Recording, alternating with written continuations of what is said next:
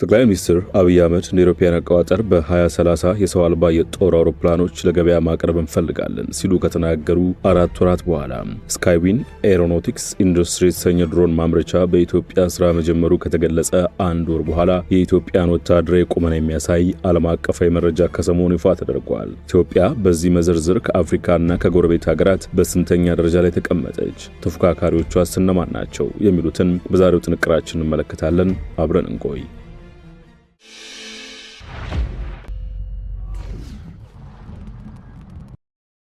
በ2030 የዛሬ 6 ዓመት ገደማ ለአፍሪካ ማርኬት በዩኤቪ እና የተለያዩ የአውሮፕላን ፓርቶች እና አውሮፕላኖች ለአፍሪካ ማርኬት ማምረት ማቅረብ እንፈልጋለን። ሁሉም ሀገራት ምርምርና ስርጸት ሲጀምሩ ማምረት ሲጀምሩ ታሳቢ የሚያደርጉት እኛኑ አፍሪካውያንን ነው። የአፍሪካ ማርኬት ታሳቢ አድርገው ነው የሚያመርቱት ብዙዎቹ እንደምናውቀው። አሁን ኢትዮጵያ ያንን የመወዳደር ፍላጎት ስላላት ወደዛ ገበያ ትገባለች። ምንም ጥርጥር የለውም። በ2030 ለበርካታ ሀገራት አውሮፕላኖች ዩኤቪዎች እናቀርባለን። ለኛም ለሀገር ውስጥ ፍላጎት በርከት ያለውን እንደምናሟላ ተስፋ ይደረጋል። ይህ የሰው አልባ የጦር አውሮፕላን ድሮንን አምርተን ከ6 ዓመታት በኋላ ለአፍሪካ ገበያ በእርግጠኝነት እናቀርባለን የሚለው የጠቅላይ ሚኒስትር አብይ አህመድ ንግግር የተሰራጨው በህዳር 2017 ዓ.ም ሲሆን ከ2 ወራት በኋላ ደግሞ ስካይዊን ኤሮኖቲክስ ኢንዱስትሪ የተሰኘ የድሮን ማምረቻ መመረቁን ጠቅላይ ሚኒስትሩ ይፋ አድርገዋል። ትናንት ነው ድሮን መታጠቅ አለብን፣ ድሮን ያስፈልገናል፣ ዘመን ተቀይሯል፣ ውጊያው ተቀይሯል ያልነው ትናንት ነው። በዚህ ባጭር ጊዜ ውስጥ ስለ ድሮን ኮንሰፕት ከመገንዘብ ታልፎ በሀገር ልጆች በወጣት ልጆች በዚህ ልክ ማምረት መቻላችን በእጅጉ የሚያኮራ የሚያስደስት ነገር ነው። ለማንኛውም ኢትዮጵያዊ ለማንኛውም አፍሪካዊ ይህንን አቅም ይህንን ብቃት ማየት ትልቅ ኩራት እንዲሰማን የሚያደርግ ጉዳይ ነው። በተለይ ደግሞ ለኛ ለኢትዮጵያውያን አብይ እነዚህ ንግግሮች ካደረጉ ጥቂት ጊዜያት በኋላ ታዲያ የኢትዮጵያን ጨምሮ የአፍሪካ ሀገራትን ወታደራዊ ቁመና የተመለከተ ዓለም አቀፋዊ ሰነድ ይፋ ሆኗል። ተቀማጭነቱ በአሜሪካ የሆነው ግሎባል ፋየር ፓወር ኔትወርክ GFP የዓለም ሀገራት ባላቸው የጦር መሳሪያ መጠን፣ በሰራዊት ብዛትና ጥንካሬ፣ በችሎታ፣ በበጀት አቅም፣ በመልክዓ ምድራዊ አቀማመጥ እንዲሁም ባላቸው ሀብት ላይ በመመስረት በየዓመቱ ደረጃ ያወጣል። የሀገራትን አጠቃላይ ወታደራዊ አቅም ከተለያዩ መስኮች አንጻር በመገምገም ቀባይነት ያለው ግሎባል ፋየር ፓወር በየዓመቱ ከሚያወጣው ሪፖርት የአውሮፓውያኑ 2025ን የ145 ሀገራትን ወታደራዊ ጥንካሬ በመገምገም የሰጠውን ደረጃ ይፋ አድርጓል። እንደ ቢቢሲ ዘገባ በተጨማሪም የሀገራትን ወታደራዊ አቅም ከሌሎች ሀገራት ጋር ባላቸው ትብብር፣ የዲፕሎማሲ ግንኙነትና በሚጠቀሙት ወታደራዊ ቴክኖሎጂ አማካይነት ይወስናል። የአፍሪካ ሀገራትም የግዛትና የሕዝባቸውን ደህንነት ለመጠበቅ እንዲሁም በውስጣቸው ያሉ ታጣቂ ቡድኖችን ለመቆጣጠር ከምጣኔ ሀብታቸው አንጻር ከፍተኛ በጀት በመመደብ የሰው ኃይላቸውን በማሰልጠን ወታደራዊ መሰረተ ልማቶችን በመገንባትና በማዘመን እንዲሁም ዘመናዊ የጦር መገልገያዎችን በመታጠቅ ላይ ይገኛሉ። ይህ ደረጃ የሚያወጣው ከሀያላኑ ሀገራት አንስቶ እስከ ትንንሽ ሀገራት ድረስ ያሉትን መረጃዎች ከተለያዩ አስተማማኝ ምንጮች በማሰባሰብ ነው። በዚህ የደረጃ ሰንጠረዥ ውስጥ የሚካተቱት ሀገራት ወታደራዊ አቅም የሚመዘነው በጦር ኃይል ብዛትና በታጠቁት የጦር መሳሪያ ብቻ አይደለም። ይህን ደረጃ ለማውጣት 50 ነጥቦች ያሉት ፓወር ኢንዴክስ ስኮር የተሰኘ ዝርዝር መመዘኛም ጥቅም ላይ ይውላል። ከነዚህ መካከል የህዝብ ብዛት፣ የሰራዊት ቁጥር፣ የጦር መሳሪያ ብዛትና አይነት፣ የተፈጥሮ ሀብት፣ የገንዘብ አቅም፣ መልክዓ ምድርና ሌሎችም ይገመገማሉ። በዓለም ላይ ሀያል ወታደራዊ አቅም ያላቸው በምጣኔ ሀብት የዳበሩት ዩናይትድ ስቴትስ፣ ሩሲያ፣ ቻይና፣ ህንድና ደቡብ ኮሪያ ከ1 እስከ 5ኛ ደረጃ ላይ የሚገኙ ሲሆን ሌሎቹ ምዕራባውያንና ሌሎች ሀገራት በደረጃው ሰንጠረዥ ላይ በተከታይነት ይገኛሉ። ከአፍሪካ ግብጽ፣ አልጄሪያ፣ ናይጄሪያ፣ ደቡብ አፍሪካና ኢትዮጵያ በወታደራዊ ኃይላቸው ቀዳሚዎቹ ሆነው ተመዝግበዋል። እነዚህ ሀገራት በህዝብ ብዛትና በምጣኔ ሀብት በአህጉሪቱ ውስጥ በከፍተኛ ቦታ ላይ የሚገኙ ናቸው። ኢትዮጵያ በጦር ኃይል ጥንካሬ በአፍሪካ 5ኛ ደረጃ ላይ የምትገኝ ሲሆን በዓለም ደግሞ 52ኛ ደረጃን ይዛለች። ኢትዮጵያ ግዙፍ ሰራዊት የገነባችው በሀገር ውስጥ ደህንነት ለማስጠበቅና በቀጠናዊ የደህንነት ሁኔታ በተለይም በአፍሪካ ቀንድ ያሉትን ግጭቶች መሰረት በማድረግ ነው። ኢትዮጵያ ሰራዊቷን ዘመናዊ ጦር መሳሪያዎች ለማስታጠቅ፣ ወሳኝ ወታደራዊ መሳሪያዎችን ለመስራትና የሰው ኃይሏን ለማሰልጠን ከፍተኛ መዋለ ንዋይ ታፈሳለች። ኢትዮጵያ ከተለያዩ ሀገራት ጋር ባላት ወታደራዊ ትብብር አማካይነትም የሰራዊቷን አቅም በማጠናከር ላይ የምትገኝ ሲሆን በአፍሪካ ቀንድ አካባቢ በወታደራዊ አቅሟ ቀዳሚዋ ናት። የኢትዮጵያ ጦር በዋናነት በአገር ውስጥ የሚንቀሳቀሱ ታጣቂ ቡድኖችን ለመቆጣጠር የሚሰማራ ሲሆን ሀገሪቱ በሌሎች ሀገራት ሰላም ማስከበር ተልዕኮች ውስጥም ሰራዊቷን በመላክ ዋነኛዋ ናት። ኢትዮጵያ የምድር ጦር፣ የአየር ኃይልና የባህር ኃይል ያላት ሲሆን ከ160 ሺህ በላይ መደበኛ ሰራዊት አላት። በአፍሪካ ከኢትዮጵያ ናት የሚገኙት ሀገራት 4 ናቸው። አራተኛዋ ደቡብ አፍሪካ ስትሆን በዓለም አቀፍ ደረጃ በ40ኛ ላይ ተቀምጣለች። ባሏት እጅግ ዘመናዊ መከላከያ ኢንዱስትሪዎች የምትታወቀው ደቡብ አፍሪካ ለጦር ሰራዊቷ የሚያስፈልጓትን አብዛኞቹን ትጥቆችና መገልገያዎች ራሷ ናት የምታመርተው። ደቡብ አፍሪካ የምድር ጦር፣ የአየር ኃይልና የባህር ኃይል ያላት ሲሆን ከ70 ሺህ በላይ መደበኛ ሰራዊት አላት። ምዕራብ አፍሪካዊቱ ሀገር ናይጄሪያ ባላት የወታደር ኃይል ጥንካሬ በአፍሪካ 3ኛ ስትሆን በዓለም ደግሞ 31ኛ ደረጃ ላይ ትገኛለች። ሰራዊቷን በግዛቷ ውስጥ የሚንቀሳቀሱ አማጽያንንና የሽብር ቡድኖችን ለመቋቋም የገነባችው ናይጄሪያ ከነዳጅ ምርቷ ከምታገኘው ገቢ ከፍተኛ መዋዕለ ንዋይ መድባ አጠናክረዋለች።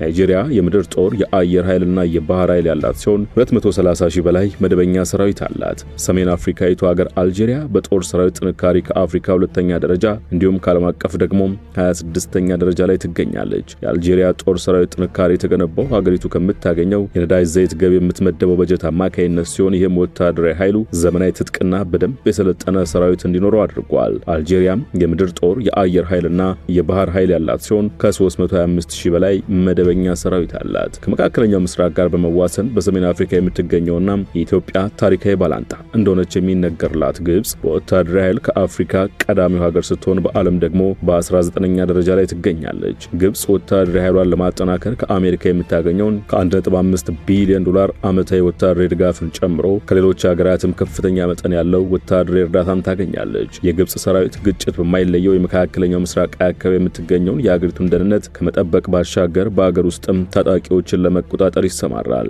ግብጽ የምድር ጦር፣ የአየር ኃይልና የባህር ኃይል ያላት ሲሆን 440 ሺህ መደበኛ ሰራዊት አላት። ኢትዮጵያ ከአፍሪካ 5ኛ ደረጃ ላይ ትቀመጥ እንጂ በዙሪያዋ ካሉ ጎረቤት ሀገራት የተሻለ ወታደራዊ ቁመና እንዳላት ዘገባው ያመለክታል። ከጥቂት ሳምንታት በፊት ከኢትዮጵያ ጋር ጦርነት ውስጥ ትገባ ትችላለች በሚል ስሟ ሲነሳ የከረመችው ኤርትራ በዚህ ዓመቱ የግሎባል ፋየር ፓወር ኢንዴክስ ላይ በወታደራዊ አቅም ከ145 ሀገራት 120ኛ ደረጃ ስትሆን ከአፍሪካ ደግሞ 26ኛ ደረጃ ላይ ትገኛለች። ከ6.3 ሚሊዮን በላይ ህዝብ ያላት ኤርትራ 120 ሺህ መደበኛ ሰራዊትና 130 ሺህ ተጠባባቂ ኃይል አላት። ሀገሪቱ ለሰራዊቷ 198 ሚሊዮን ዶላር ዓመታዊ በጀት ትመድባለች። ኤርትራ የምድር፣ የአየርና የባህር ኃይል አላት። ከኢትዮጵያ ጋር በሰሜን ምዕራብ የምትዋሰነው ሱዳን በአሁኑ ወቅት 2 ዓመት ሞላው የእርስ በርስ ጦርነት ውስጥ የምትገኝ ሲሆን በግሎባል ፋየር ፓወር ኢንዴክስ በወታደራዊ ጥንካሬዋ ከዓለም 73ኛ ከአፍሪካ ደግሞ 9ኛ ደረጃ ላይ ትገኛለች። በጦርነት ውስጥ የምትገኘው ሱዳን ከ50 ሚሊዮን በላይ ህዝብ ያላት ሲሆን ከነዚህ ውስጥ አገሪቱ 92000 መደበኛ ሰራዊት፣ 85000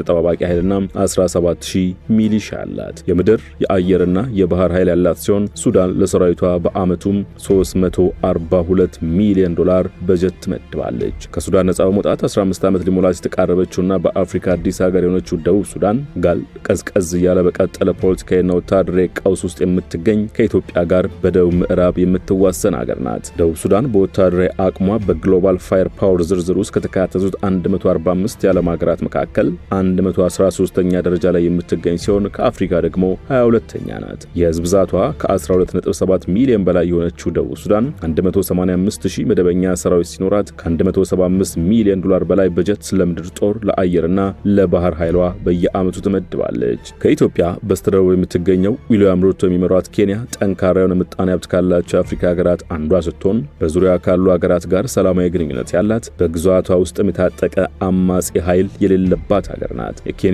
ዋነኛው ደህንነት ስጋት በጎረቤት ሀገር ሶማሊያ የሚንቀሳቀሰው ታጣቂ ቡድን አልሸባብ ነው። በዚህ ምክንያት ሰራዊቷም በዋነኝነት የሚሰማራው ከሶማሊያ ጋር በምትዋሰንበት የድንበር አካባቢ ነው። 58 ሚሊዮን ህዝብ ያላት ኬንያ 50 ሺህ መደበኛ ሰራዊትና 25 ሺህ ሚሊሻ ያላት ሲሆን በግሎባል ፋየር ፓወር ኢንዴክስ ሰንጠረዥ ላይ ከአፍሪካ ሀገራት መካከል 11ኛ ደረጃ ላይ እንዲሁም በዓለም 83ኛ ላይ ትገኛለች። የምድር ጦር፣ የአየር ኃይልና የባህር ኃይል ያላት ኬንያ ለሰራዊቷ በየዓመቱ ከ1 ቢሊዮን 307 ሚሊዮን ዶላር በላይ በጀት ትመድባለች። ከ3 አስርት ዓመታት በላይ በመንግስት አልባነትና በጦር አበጋዞች መካከል በሚደረግ ጦርነት ውስጥ የቆየችው ሶማሊያ አሁንም የተረጋጋና ጠንካራ መንግስት የላትም። ታጣቂ ቡድኑ አልሸባብ የሶማሊያን ደካማ መንግስትና የህዝቡን ደህንነት እየፈተነ ነው። በአፍሪካ ህብረትና በተባበሩት መንግስታት ድጋፍ ኢትዮጵያን፣ ጅቡቲን፣ ኬንያን ጨምሮ ከአፍሪካ ሀገራት በተውጣጡ ሰላም አስከባሪዎች የሚጠበቀው የሶማሊያ መንግስት ሰራዊቱን ለማጠናከር ጥረት እያደረገ ይገኛል። በግሎባል ፋየር ፓወር የደረጃ ሰንጠረዥ ሰንጠረዥ ውስጥ ከተካተቱት 145 ሀገራት መካከል ሶማሊያ ለመቅደም የቻለችው 3ቱን ብቻ ነው። በዚህም በወታደራዊ አቅሟ ሶማሊያ ከዓለም ሀገራት 142ኛ ስትሆን ከአፍሪካ ደግሞ 36ኛ ደረጃ ላይ ትገኛለች። ሶማሊያ በእርስ በርስ ጦርነት የተዳከመውን ሰራዊቷን ከ171 ሚሊዮን ዶላር በላይ በጀት በመመደብ የምድር የአየርና የባህር ኃይሏን ለመገንባት እየጣረች ነው። ከ13 ሚሊዮን በላይ ህዝብ ያላት ሶማሊያ በአሁኑ ወቅት 15000 መደበኛ ሰራዊት አላት። ከኢትዮጵያ ጎረቤቶች ትንሿና በአፍሪካ ቀንድ ወሳኝ ቦታ ላይ የምትገኘው ጅቡቲ በግሎባል ፋየር ፓወር የወታደራዊ ኃይል ምዘና ዝርዝር ውስጥ መረጃው አልተካተተም። ጅቡቲ ወሳኝ የሆነው የባህር ንግድ እንቅስቃሴ የሚተላለፍበት የኤደን ባህረ ሰላጤ መግቢያ ላይ የምትገኝ ሲሆን በርካታ ሀያላን ሀገራት ወታደራዊ የጦር ሰፈሮችን በሀገሪቱ ውስጥ አቋቁመዋል። ከ1 ሚሊዮን ተኩል በታች ህዝብ ያላት ጅቡቲ ውስን ቢሆንም የምድር የአየርና የባህር ኃይል እንዳላት ይታወቃል። ምንም እንኳን ጅቡቲ በወታደራዊ ኃይል ደረጃ ውስጥ ባትካተትም ካላት የቆዳ ስፋት ትንሽነት እንዲሁም ከህዝብ ብዛቱ አንጻር ከሌሎች የአፍሪካ ቀንድ ሀገራት የበለጠ አቅም ይኖራታል ተብሎ አይታሰብም ሲል ዘገባው ሀተታውን ይቋጫል። ግጭትና ፖለቲካዊ ውጥረት በማይለየው የአፍሪካ ቀንድ የምትገኘው ኢትዮጵያ ግን ከአፍሪካ ቀዳሚ 5 ወታደራዊ ሀያላን ሀገራት መካከል የምትመደብ ሲሆን በምጣኔ ሀብትና በፖለቲካ በቀጠናው ከፍተኛ ተጽዕኖ ያላት ሀገር መሆኗን ተቋሙ በሪፖርቱ አመልክቷል። ወደ ሸገር ታይምስ ተከታታዮች ለዛሬ ያሰናዳላችሁ ጥንቅር በዚሁ ተቋጭቷል። ስለተከታተላችሁን አመሰገንን። ጤና ይስጥልን።